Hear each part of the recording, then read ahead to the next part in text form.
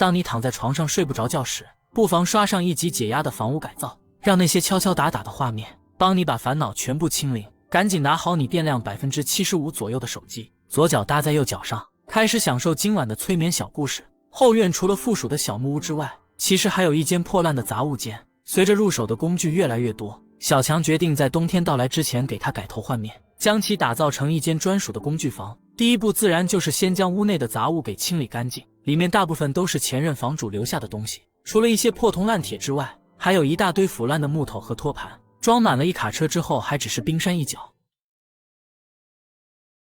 常年堆積的落葉覆蓋了很多的垃圾，根本無法想象下一秒能翻出個啥東西。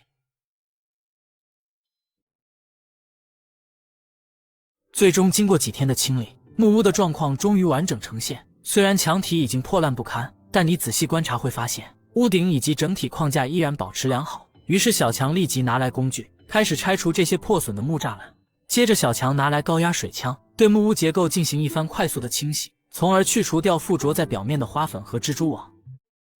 等待乾燥之後，再用砂輪機對木材來上一套去角質服務，順便檢查看看是否有被蟲子啃食的痕跡。为了讓木屋能再戰100年，表面還要刷上一層防腐漆，畢竟這裡叢林密布，潛伏着不少的木蟲。隨着時光流逝，旁邊這棵樹竟將電線給吃進了身體，並且樹幹已經與屋頂零距離接觸，這個隱患必須立即解除，否則在颳風時就很有可能把木屋給弄垮。為了給它足夠的生長空間，小強決定犧牲掉部分的屋頂。他先將邊緣的瓦片小心翼翼地取下，然後將屋頂框架給鋸掉一截，往內縮短了大約30公分。這點距離已經足夠這棵樹再長幾十年。完事就可以將邊緣的瓦片重新給安裝回去。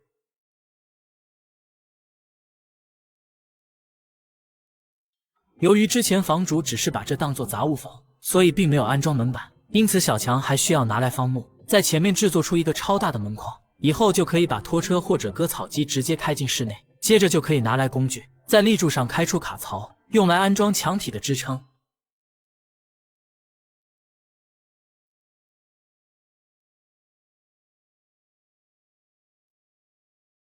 密封牆體的材料，小強特地購買了這種棕色的木板，安裝上去之後，就能與木屋框架達到風格上的統一，呈現出修舊如舊的感覺。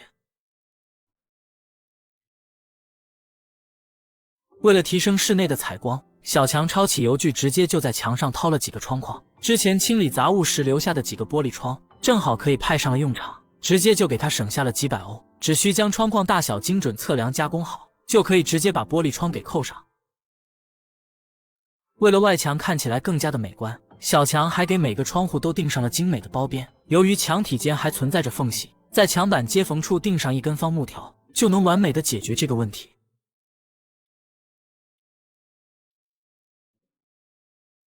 每當下雨時，從屋檐滴落的雨水就會濺射到牆上，長此以往，牆體肯定會變腐朽。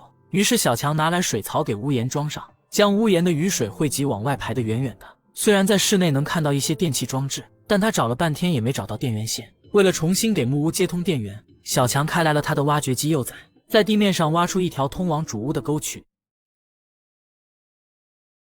完事後再往裡埋入穿線用的管道，接着就可以將電纜連接到木屋上進行安裝。考慮到以後工作室會有很多的電器和工具，小強特地安裝了許多的插座，屋檐下也預留了安裝路燈的位置。